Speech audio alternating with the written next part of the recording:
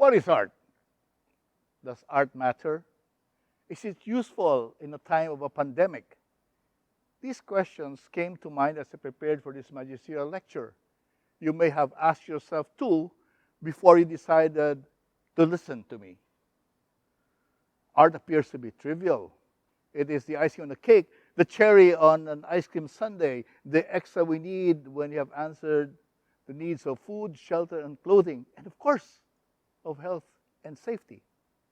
Medyo negative ang tingin natin sa art. Tinatawag nating maarte, ang taong pahikan, mapili, mababaw, laging nakatingin sa kanyang outfit of the day o kanyang kinakain o kakainin. Sa panahon ng isang krisis sa kalusugan, walang lugar sa maarte. Ang arte ay borloloy, palamuti. Ang palawit sa damit, hindi naman kailangan. Art is decoration. What is it? The root of the word art is Latin ars, meaning a capability, an ability, a skill to do something. The beleaguered U.S. President Donald J. Trump published The Art of the Deal. In the 5th century BCE, during China's late spring and autumn period, the Chinese strategist Sun Tzu wrote The Art of War. This 13-chapter treatise, much quoted in business circles today, has some practical advice on how to win. Art in this context is not decoration. It's a matter of losing or winning, of failure or success. If art then is a capability, an ability, a skill, what then is the skill when applied to the fine arts, for which we have created this sanctuary here in the Ateneo, the Arete? I invite you to walk with me through one of my favorite paintings. It is not found here in Manila, but in the Museum Meyer van der Berg in Antwerp, Belgium. This is an oil painting by Flemish artist Pieter Bruegel the Elder, Griet or Margaret, in English Mad Meg, painted in 1563. Rather small, about a meter and a half in width and in height, but teeming with detail, curious and fascinating. Griet is a shrew, or a termagant woman from Flemish folklore who descends to pillage hell. She is wearing some sort of an armor and carries a big bag. And with her are an army of women followers who beat the hordes of hell and bind them. At his deathbed, Pieter asked his wife to destroy a number of paintings because he feared they were too controversial. And Griet is one of them. But it was not destroyed. Fortunately, let us look briefly at this painting. First of all, here's the whole work. I want your eyes to look at it, to gaze at it, to absorb all the detail, to drink in the stark vermilion color that seems to make this whole painting explode with fire like a mad volcano. And here is the principal character, Mad Meg. She looks like a giant because she's in the foreground and emphasized in the painting. She's wearing an armor, and a kitchen knife is dangling from her waist and tied to a string. Look at her face now, as we look at the painting in greater detail. Look at the determination of her face and her very sharp nose that looks like an arrowhead. Where is she going? She's going to the maws or jaws of hell. Depicted here like a devil with a mouth open and kind of merging into a ruined castle.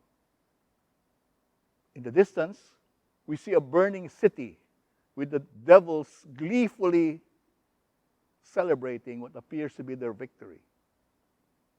And then there are Meg's army of women as they cross a bridge while the hordes of hell try to attack them.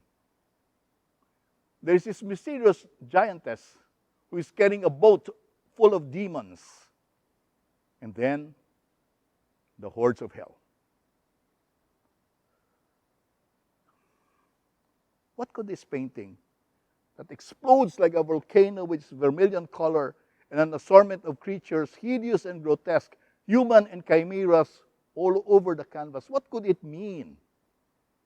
And as the city burns, no doubt, it is an image of mayhem and chaos. Dr. Sarah Apertrai suggests that we can look at this work on three levels. But first, we have to situate it in history. The painting comes after Martin Luther's 95 Theses of 1519 that challenged the authority of the Catholic Church to its core by asking questions about the basis of Catholic teaching. Sola scriptura, scripture alone, rather than tradition. About salvific faith, sola fide, rather than reliance on good works. About salvation, sola gratia, the gratuity of grace, rather than earning it in a traditional piety, which was very common in those day and age. As a consequence, the role of the Catholic Church system of sanctification through the sacraments and good works was questioned. Luther's Reformation had followers in the Low Countries. John Calvin's interpretation of the Reform assumed an even rigorous path. Europe was divided into warring factions, Catholic and Protestants. It was a violent age with one side calling the other the Antichrist. The destruction of churches and artworks considered idolatrous, mass witch hunts that happened on both sides, and the burning too of heretics. The Protestants' Fax Book of Martyrs with graphic engravings of martyrdom in Catholic hands was answered by an equally graphic book with engravings of Lutherans throwing overboard 40 Catholics who must storm blue off course. The anti-Christian atmosphere of the age was interpreted from a cosmic perspective as an apocalypse. From the cosmic perspective, Mad Meg is a heroine who stands up against the forces of hell and pillages it. On the second level, a social interpretation, it is a critique of Spanish attacks against the Protestant. Spain was a champion of Catholicism, and countries that fell under the Habsburg found their Protestant citizens harassed. Meg is fleeing a burning city and going right straight to the cause of it all, that hellish king of Spain, whom she looks for. On the third, there is a domestic interpretation. It is a cautionary tale about women's rise to power. The Pope is no longer head of the church alone. England's Elizabeth I, inheriting the throne from her father, Henry VIII, heads the Church of England.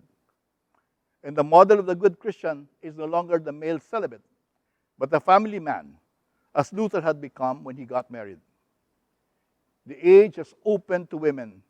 So Mad Meg, the woman of virtue, the Mulier Fortis, stands against the abuse of patriarchal power, which has led to war, death, famine, illness, and destruction.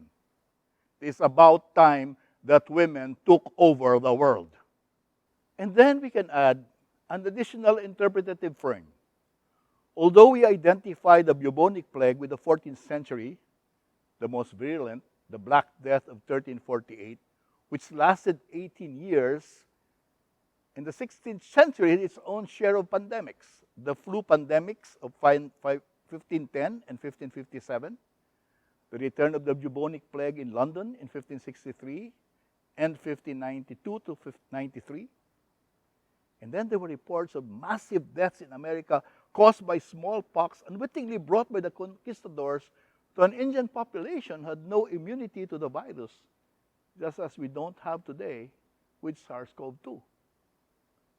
Then followed the counterflow of a syphilis outbreak following the discovery of the Americas and the returns of the Europeans home from the New World. So, Pieter Bruegel's word was as topsy-turvy as ours: pandemic, social unrest, wars, hunger. The fabric of society is being torn apart. But in the human world that has become an extension of hell, the figure of Mad Meg arises with her weapons of domesticity. Is the painting, after all, a message of hope? in a world gone mad. Not Meg, but the world is mad. If it is, then we need to hear Bruegel's message to our own mad world. Bruegel, the visual artist, like true artists, brings to society the ability to see things, expresses in ways that we cannot and will not imagine, nor will we forget.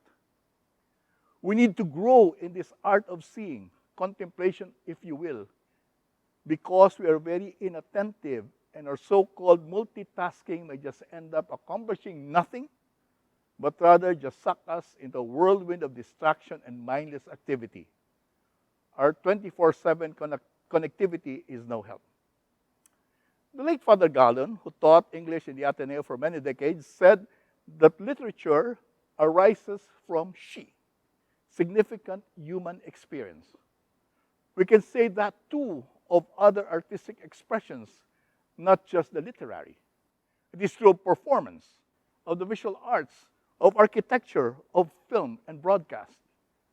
Art is about human experience that matters. And for art, that begins with the human experience of the sensitive and woke artist.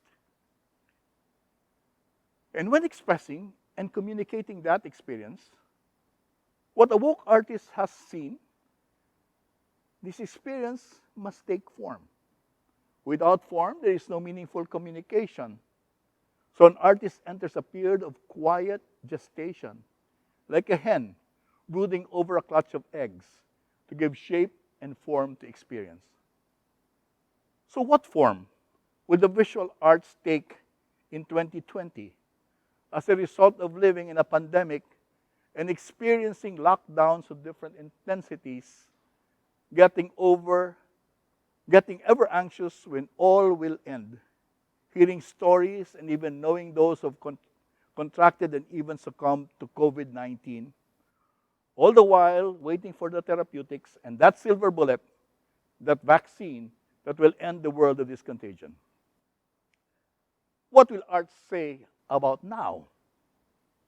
If Pieter Bruegel can be prophetic, we trust that artists today will have a message of hope. So does art matter? Is it useful in a pandemic? It can't give you food and drink, surely. It can't cure illness or be a vaccine for physical ills, but it can and has been a vaccine for hopelessness and its darker relative, despair. And this is what we need to face, despair, and get to the dark tunnel of the moment. Hope is the story of Griet. She, as the Flemish proverb says, sacked hell and came back unscathed. Crisis, a health crisis with social, political, and economic repercussions is best faced head-on, not running away, not denying that it exists, that it is a hoax, that it will go poof, but courageously and intelligently facing our greatest fear. Willingly with courage, we must face our own maws of hell, armed with hope as our PPE and faith as our weapon. Like Mad Meg, if we expect something new to be born out of a globally shared human experience. We end with two quotes from the German philosopher Friedrich Nietzsche. You must have chaos within you to give birth to a dancing star. And from the German expressionist Gerhard Richter, art is the greatest form of hope.